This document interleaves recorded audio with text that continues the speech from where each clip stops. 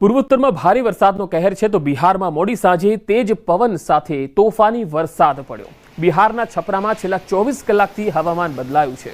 છેલ્લા 24 કલાકમાં વાવાઝોડાએ અહીંના ઘણા વિસ્તારોમાં ભારે વિનાશ વેર્યો। મસરાખ વિસ્તારમાં જોરદાર વાવાઝોડાને કારણે ઘણા વૃક્ષો રસ્તા પર પડી ગયા, જેના કારણે લોકોને મુશ્કેલીનો સામનો કરવો પડ્યો। છપરામાં હજુ પણ વરસાદની આગાહી છે।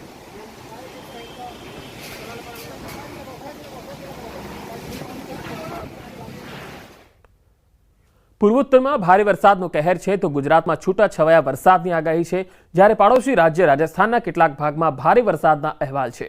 હિંડોનમાં સોમવારે અચાનક હવામાન બદલાયું, આકાશમાં ગાઢ વાદળો છવાયેલા રહ્યા અને ભારે પવન ફૂંકાયો। તેજ પવન સાથે વરસાદ થતાં હિંડોનના નીચાણવાળા વિસ્તારો અને બજારોમાં વરસાદી પાણી ભરાઈ જવાથી સ્થાનિક લોકોને અવરજવરમાં ખૂબ જ મુશ્કેલી કરવી પડી। હિંડોનના કટરા બજારમાં પાણી ભરાઈ જવાથી લોકોને અવરજવરમાં ખૂબ જ હાલાકી પડી। ચોમાસું બેસે, વરસાદ પડે તો ખુશી થાય, પરંતુ પૂર્વોત્તરના રાજ્યોમાં ચોમાસું ખુશી નહીં આફત લઈને આવ્યું। આસામ હોય, મણિપુર હોય, સિક્કિમ હોય કે પછી મેઘાલય, સિઝનની શરૂઆતમાં જ વરસાદે અહીંયા તાંડવ મચાવ્યું।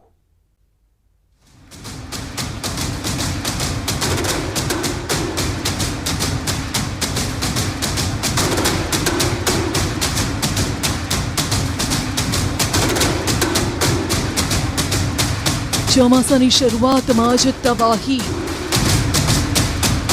પૂર્વોત્તરમાં પૂરથી હાહાકાર, ઉત્તર ભારતમાં હિમવર્ષા,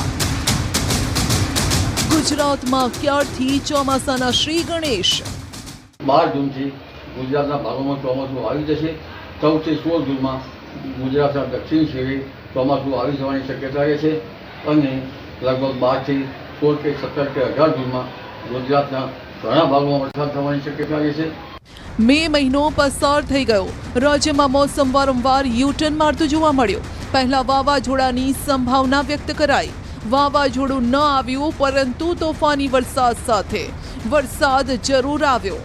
કેરળમાં ચોમાસું વહેલું બેઠું, હવે ચોમાસું ધીરે ધીરે બીજા રાજ્યો તરફ આગળ વધી રહ્યું છે, જેની અસર પણ જોવા મળી રહી છે।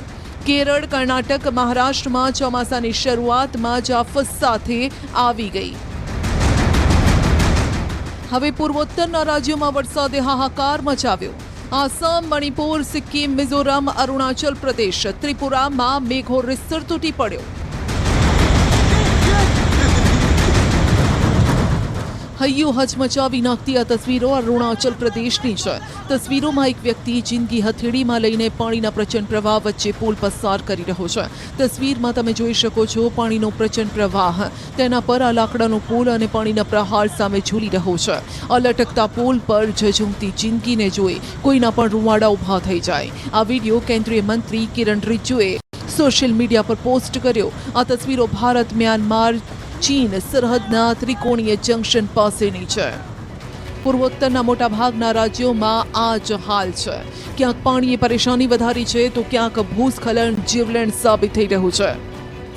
મણિપુરમાં મોન્સૂનને એવો માર પડ્યો કે મણિપુરના કેટલાય શહેરોમાં હાહાકાર મચી ગયો। ઇમ્ફાલ તો પાણી થઈ ગયું। રસ્તા પર દોડતી હતી ગાડીઓ, ત્યાં બોટ ચલાવવાની જરૂર ઊભી થઈ અને મજબૂરી બની ગઈ। ઇમ્ફાલમાં કેટલાય વિસ્તારોમાં કમર સુધીના પાણી છે। મોન્સૂની આફત સામે ઇમ્ફાલ લાચાર છે। ઇમ્ફાલમાં સતત મુશળધાર વરસાદ વરસી રહ્યો છે, જેની અસર મોટાભાગના વિસ્તારોમાં જોવા મળી છે। આ તસવીરો તેનો જીવતો જાગતો પુરાવો છે। ઇમ્ફાલ શહેરનો આ નજારો જોઈ લો, કેવી રીતે લોકો પૂરમાં ફસાયેલા છે। કોઈ વિસ્તાર બાકી નથી જ્યાં પાણી ન ઘૂસ્યા હોય। લોકો ઘરોની બહાર નીકળી રહ્યા છે તો પૂર સાથે જ તેમનો સામનો થઈ રહ્યો છે। આગળ વધુ સમાચારો પર નજર કરીશું, હાલ રોકાઈશું એક વિરામ માટે।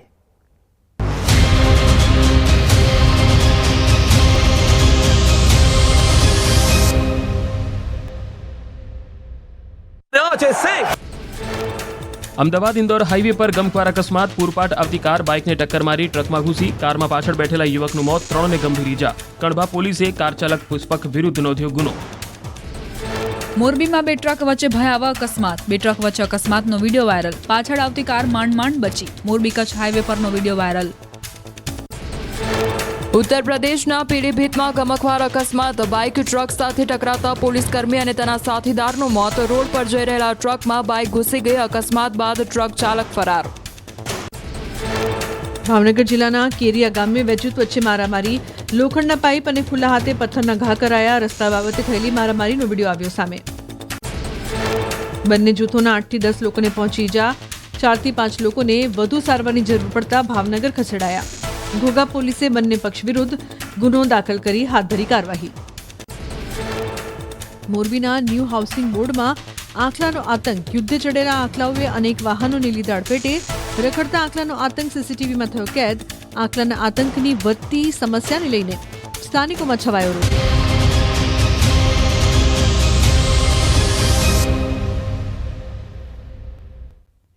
બ્રેકબાદ સમાચારોમાં આગળ વધીએ. અમદાવાદમાં માત્ર 1 ઇંચ વરસાદે એએમસીના પ્રી મોન્સૂન પ્લાનની પોલ ખોલી નાખી હતી.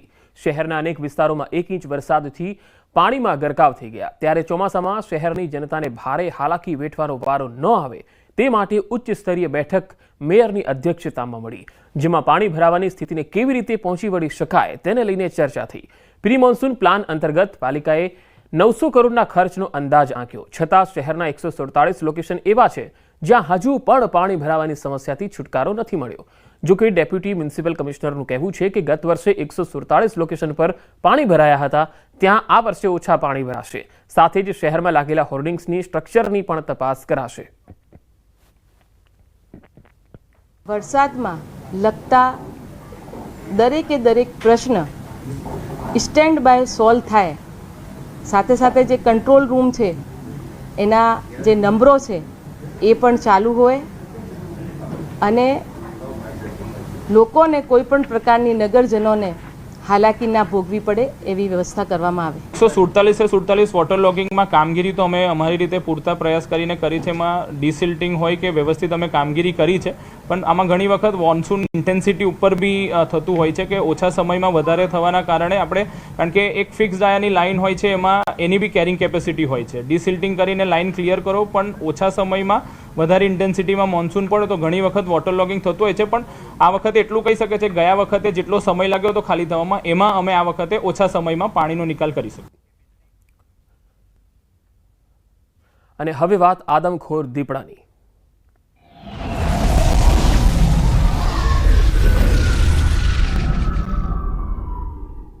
સૂત્રાપાડાના લાખાપર ગામે આદમખોર દીપડાનો આતંક જોવા મળ્યો. વાડીએ પોતાના જ ખેતરમાં પાકનું રક્ષણ કરતા ખેડૂત પર હુમલો કરતા ખેડૂતનું ઘટના સ્થળે જ મૃત્યુ થઈ ગયું. વહેલી સવારે પરિવારજનો ખેતરે જઈને તપાસ કરતા ઘટના સ્થળથી 50 મીટર દૂર મૃતદેહ હાથમાં આવ્યો.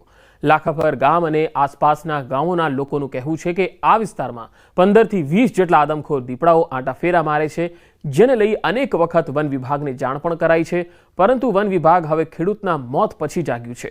હાલ તો ગામના લોકો ભયના ઓથાર હેઠળ જીવી રહ્યા છે. અમે તો 12 વાગ્યા સુધી તો અમે મારા કાકા અને બધી છે ને એક સાથે બેઠા હતા. પછી એ છે ને સવારમાં વહેલા ઉઠી જાય 5 વાગે, તો અમે એમ કે હજી ત્યાં 5-6 થઈ ગયા, તો હજી ત્યાં કેમ આવ્યા નહીં? તો અમે ફોન કર્યો તો એ જોવા આવ્યા. બરોબર, તો જોવા આવ્યા ને તો અહીં ખાટલા ઉપર લોહી પડ્યું હતું. બરોબર, એ ખાટલા ઉપરથી લોહી દીપડો ઢળીને થોડોક દૂર લઈ ગયો, અહીંયાથી લઈ આવ્યા. આજુબાજુના વિસ્તારમાં તો ઘણા 15-20 દીપડા છે. ઘરે વારંવાર ફોરેસ્ટર ખાતાને જાણ કરવામાં આવે છે. આવા રંજાડો રહેતા હોય છે. આજે આ માનવ ભક્ષી એક બનાવ બન્યો છે. હવે પછી પણ આવા બનાવ બને નહીં, એના માટે વહેલી તકે આ દીપડાઓને પાંજરે પૂરવામાં આવે અથવા કોઈ પણ એની વ્યવસ્થા કરવામાં આવે, જેથી ખેડૂતો છે ખેતરમાં પોતાનું કામ કરતા હોય છે, રાતને દિવસ પોતાના પાક માટે છે કે એનો રખોપો કરતા હોય છે, ત્યારે આવા બનાવ ના બને. અડદના પાકની અંદર તે રખોલું કરી રહ્યા હતા અને રાત્રિના 12 વાગ્યા સુધી તેઓ જાગતા હતા. બાદ અચાનક આવી ઘટના બનવા પામેલી છે અને જે મરણ જનાર છે એમનું નામ છે નારણભાઈ જીવાભાઈ પીઠિયા, જે સવારે એમના વાલીઓ દ્વારા અમને જાણ કરવામાં આવેલી કે આવી ઘટના બની. તાત્કાલિક અમે ત્યાં સ્થળ ઉપર સ્ટાફને મોકલી, ડોક્ટરની ટીમ બોલાવી અને ડોક્ટરની ટીમને ત્યાં સ્થળ ઉપર મોકલી દીધેલી છે. ત્યાં કેસ ગોઠવવામાં પ્રક્રિયા હાલ ચાલુ છે અને દીપડો પકડ્યા બાદ જ ત્યાંથી અમારો સ્ટાફ રવાના થશે. ડિપ્લોમા એન્જિનિયરિંગની પરીક્ષામાં ગોટાળાને લઈ કોલેજ એસોસિએશન દ્વારા યોગ્ય કાર્યવાહીની માંગ કરવામાં આવી છે. જીટીયુને સંલગ્ન કોલેજોમાં હાલમાં ડિપ્લોમા એન્જિનિયરિંગની પરીક્ષા યોજાઈ રહી છે, પરંતુ જે રીતે પેપરમાં ભૂલો સામે આવી તેને લઈ તાત્કાલિક પગલાં ભરવાની માંગ કરાઈ છે. જીટીયુ દ્વારા એપ્લાઇડ મેથેમેટિક્સની પરીક્ષામાં 30 માર્કની ભૂલ આવતા પેપર સેટર પર કોઈ પગલાં ભરવામાં આવ્યા નથી. 120 કોલેજના 25,000થી વધુ વિદ્યાર્થીઓએ આ પરીક્ષા આપી. ત્યારે આ ભૂલને કારણે વિદ્યાર્થીઓને અન્યાય થયો છે. વિદ્યાર્થીઓને ગ્રેસિંગ માર્ક આપવા અને પેપર સેટર પર પગલાં ભરવાની માંગ ઉઠી છે. જીટીયુમાં કાયમી પરીક્ષા નિયામકની ભરતી કરવાની પણ માંગ છે. અમારી વારંવાર અમે આ માંગણી કરેલી છે કે ભાઈ યુનિવર્સિટી દ્વારા જ્યારે પેપર કાઢવામાં આવે છે ત્યારે પેપર કાઢ્યા બાદ એને પરીક્ષા લેતા પહેલા એક વખત વેરીફાઈ કરાવવું પડે, એટલે કે મોડરેટ કરાવવું પડે, પરંતુ યુનિવર્સિટી દ્વારા એ કરવામાં નથી આવતું. કે કાયમી પરીક્ષા નિયામકની નિમણૂક કરવામાં આવે